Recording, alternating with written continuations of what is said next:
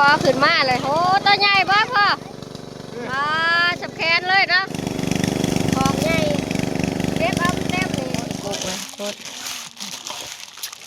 เป็นตะแสบเลย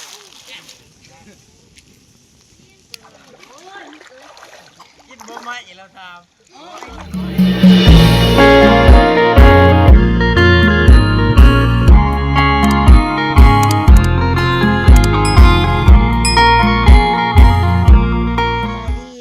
พี่น้องนะผู้พ่อกับสดาคือเก่ามือในสองคุณและดาสาวเล่าพี่น้องมือนี้ออกมาหน้ามากินปลามาปมน้องนี่มือนี้พ้นบนโต๊ะมันแดดพักกันมาปมมาจูบน้องปลาอยู่ไห้อยู่สวนคือเก่าพี่น้องมือนี้มากินข่าวอยู่แคบน้องมือนี้เนาะปลาซิวกับกุ้งกันหลายพี่เด็กก้อยกุ้งอยู่ดอกมือมาครับพ่อแม่ป่าลูกนี่เบิดทีมงานเลยนะ หลายโคตรมือนี่10 ปลายโคตรนะทุกคนนี่ลูกเต้าก็หอบมาเบิดนี่บรรยากาศแคมป์น้องเฮาทุกคนนี่มือนี่สิจูบซองน้องเลยนะนี่มาเบิ่งแล้วมาชมน้องกันมือนี่เขาสิได้ปลาลายอยู่บ่เนาะมือนี่ก็ถือว่าพ้นบ่ตกนะทุกคนว่านี่หันไปบุญบังไพ่พ้นโต๊ะเบิดมือกลับมาหอนเงื่อพ้นยังโต๊ะอยู่นะพ้น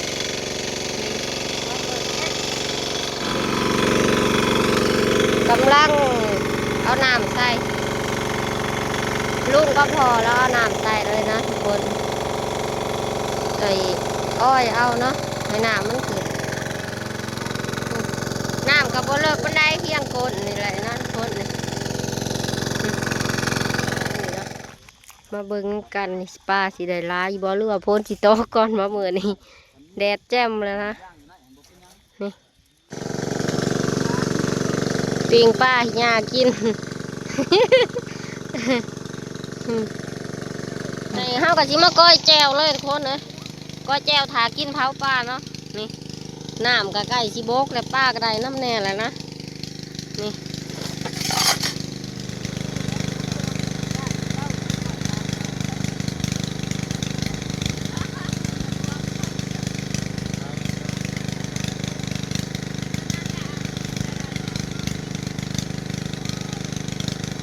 แจวของเราถากินเผาปลาทุกคนห้วยชิมาได้กินก่อนหมูแท้แซ่บป่ะฮะโอ้โหจีปลาคอบ่ปลาใต้ปลาใต้แล้วฟังแอง บ่เลยลุงฮะเผาเอาเนาะไม่เบิด ไม่เบิด โอ้กินโหแจ้วก้อยแล้วเลยน้ำกับบ่ท่านได้โบกดอกทากินก้อยกุ้งแต่ว่าหิวข่าวกับปิ้งก้อนเลยปลาเนาะเพราะว่าได้ขึ้นมาน้ำแหน่เลยทุกคนนี่คนกินปลากินแคมน้องเผาหมายุแต่ทางในมันขาวกับแจ้วแซ่บปิ้งกินทาก้อยกุ้งนะ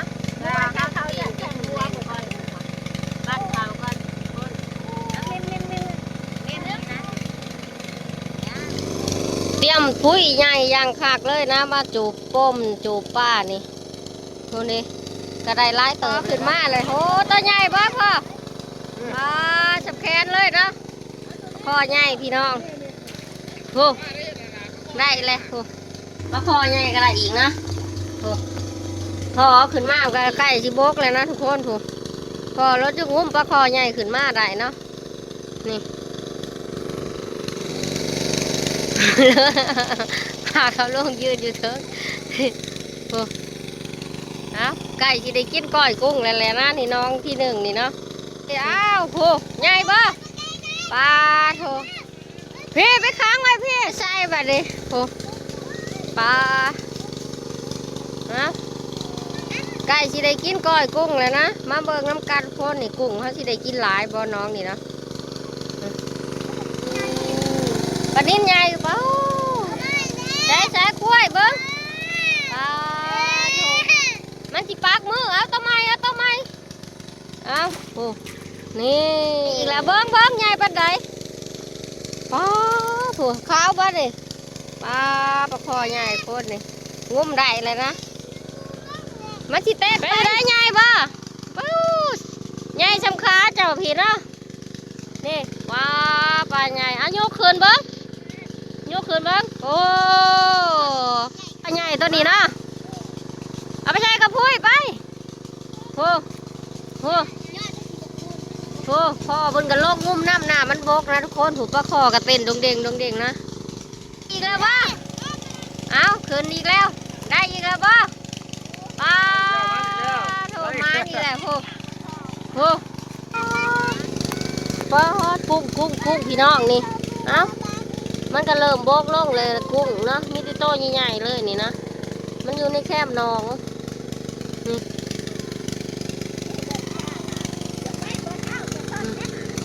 ก็มีติโต้ใหญ่ๆเลยบกเลยเริ่มบกเลยนะห้อยนี่ห้อยกับก้องกดอยู่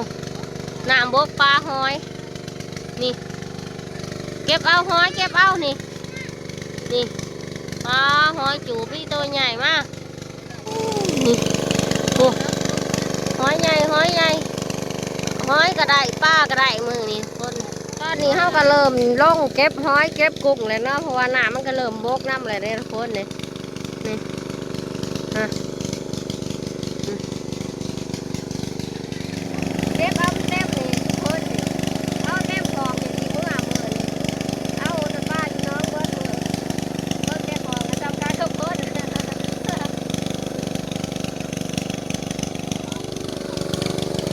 สี่คอยผมตัวใหญ่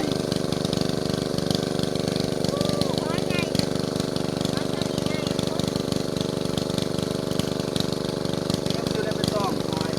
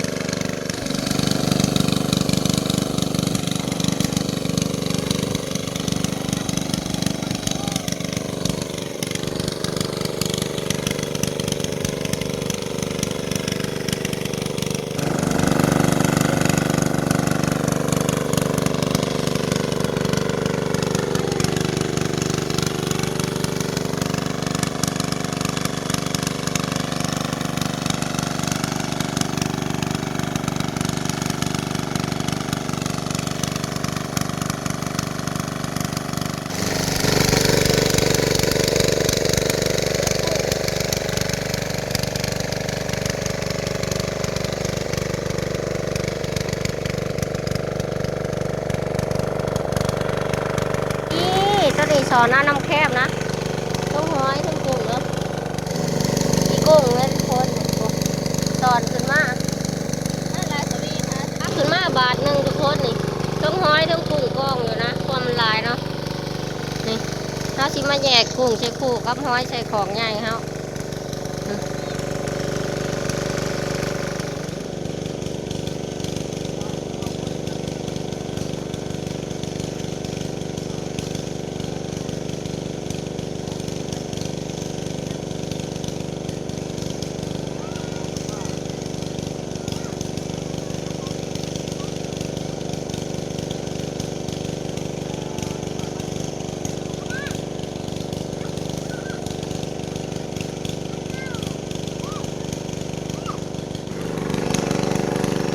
ได้บ่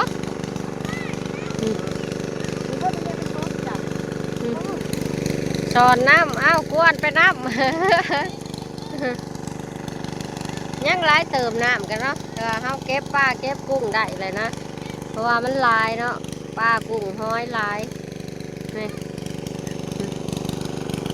ปลายานปัดใต้มัดมันไหว ได้แล้วว่าเครื่องพุ้ยนี่ฮะ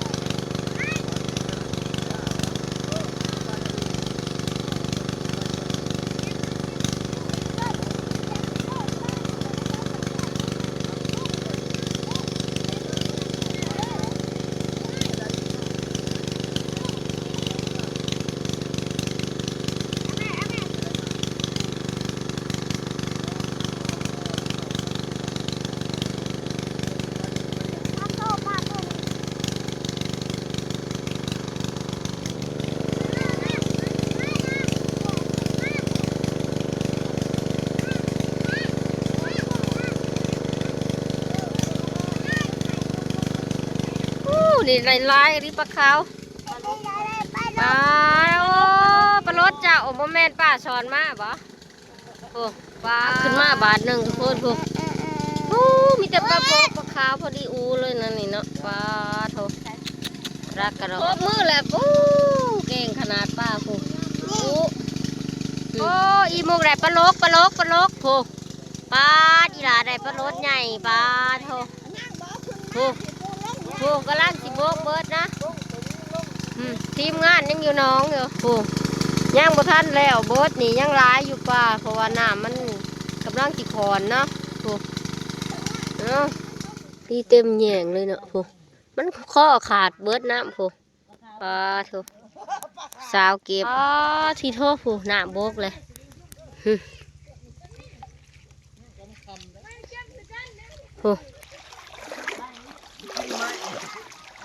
กินบ่ไหมแล้วทำถืออยู่บ่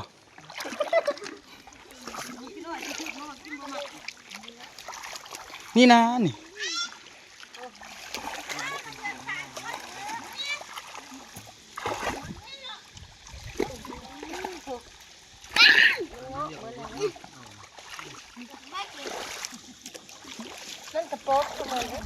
ตักตื่นตักปลาหนาๆ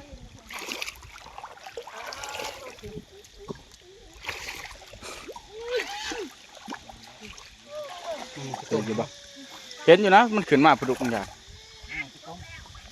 นี่โอ้โหไปยังเอาแม่ทางมันไปพี่เลยแน่บ่ได้ซ้ำเอ้ยโอ้ได้บ่ล่ะไปเอาแยงเป็นยังสอเน้นหน่อยก็เก๊กได้เด้อตักป่าเอา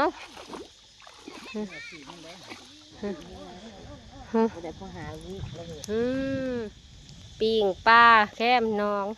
เลืองเลยป่าเห็ดตอนนี้เฮากับสิมาเลือกกุ้งก่อนนะทุกคนนี่เลือกเอากุ้งนี่เลือกออกแต่ปลา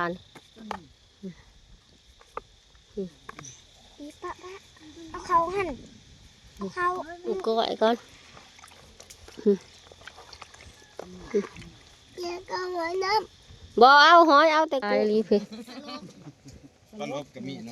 พี่มีแต่กุ้งมันปนกันพี่มีแต่กุ้งลายมันลายพวกทาบุแดงมาซะเอาเลยเนาะเขาสิมาเอาบุแดงใส่โคนป้าดอกเห็ดครบป่าซะโคตรเลยโคตรจะแสบเลยก้อยกุ้งแซ่บชิมเบิ่งส่งพอดีมันบอกเขาชิมก้อยกุ้งทุกคนครับป่าลงหม้อก้อยกุ้งทุกคนครับเขาจะเอามาปิ้งเลยปลาชุ่มนี่ทุกคนตัวมันตายเนาะเขาจะปิ้งกินอยู่น้องเลยมาปิ้งปลากันเลยปลานี้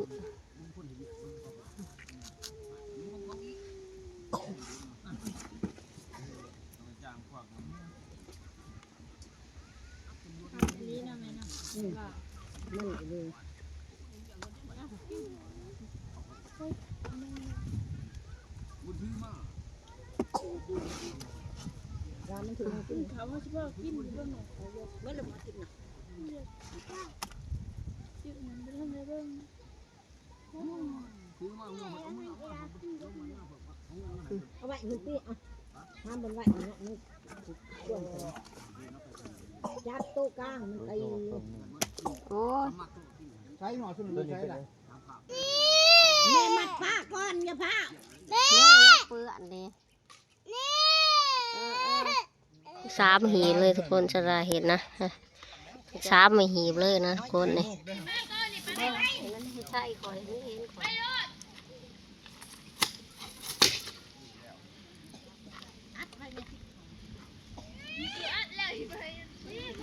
ขาด มีแนวหมัดมีแนวหมัด ต่อขวดลายอันไปอยู่บ้างอะไรมึงเหรอ แมสเลยตัวต่อเพื่อน เวียงกีนหอย ไม่ให้น้อยเปลี่ยนเตียงหมดจับตายเลยเนี่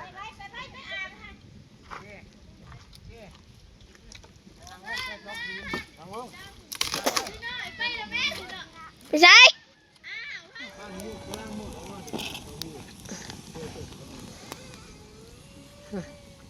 ปิงป้าน้องแซ่บๆน้องกันมือหนึ่งคนเลย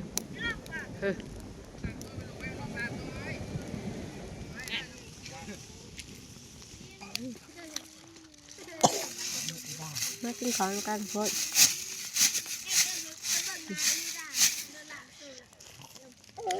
เอามากระหินห่อกุ้งเอาหน้าหลดลงหน้าหลดแล้วก็โดนห่อก่อนกุ้งทุกคน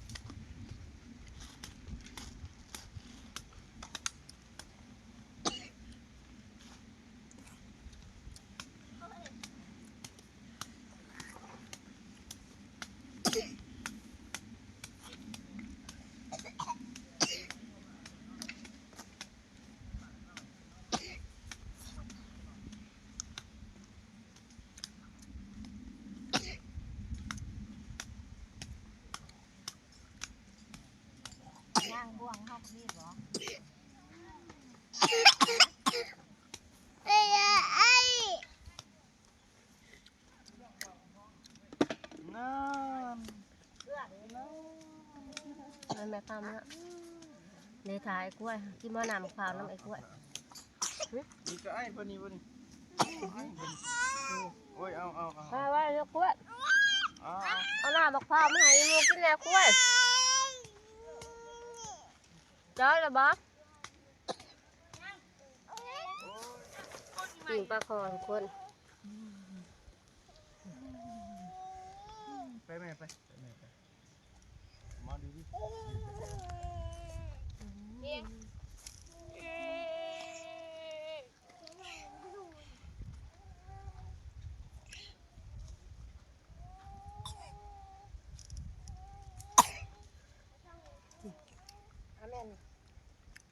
โทรศัพท์ให้ตัวนี้ว่า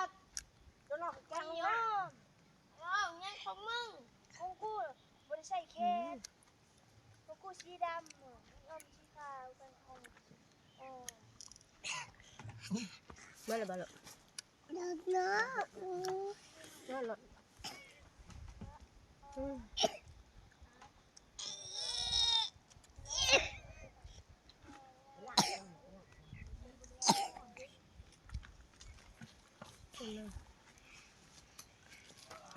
แกะเด้ออูนี่ไง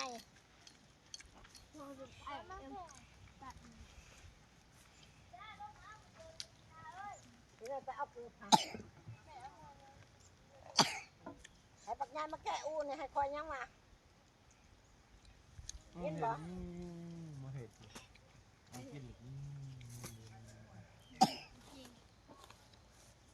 เห็นปะ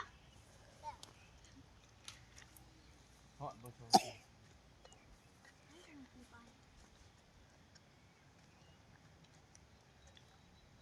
มีไป ช้ำกันกับหมอหนู สำคัญกับปักงาน มันเกิดก่อนนี้ มันใหญ่วะ ลูกไอ้เต้า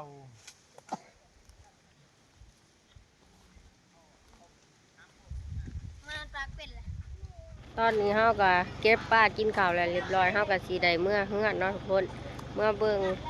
ว่าคิดจะได้กินปลาตอนแรกกันเนาะ ใช้อีกสองอ่ะ แล้วอะไร ออกเดินทางคือ ใส่ปากของไป ไป นั่งล้างละเขามาหอนเฮือนเนาะก็มาตบแล้วทุกคนประคอใหญ่เขาได้มือนี่นะนี่แสบๆเลยเห็ดแจวสมนะนี่ต้มปลาแสบๆน้ำกัน กินข้าวแรกมือในได้ป้าจากน้องมา เอาผู้สาวมือสอง อืม ลงบงเขาเด็ดก็เอากาแฟอีกจะเมื่อผม ยังป้าเลยบ่ผัวเราฮะ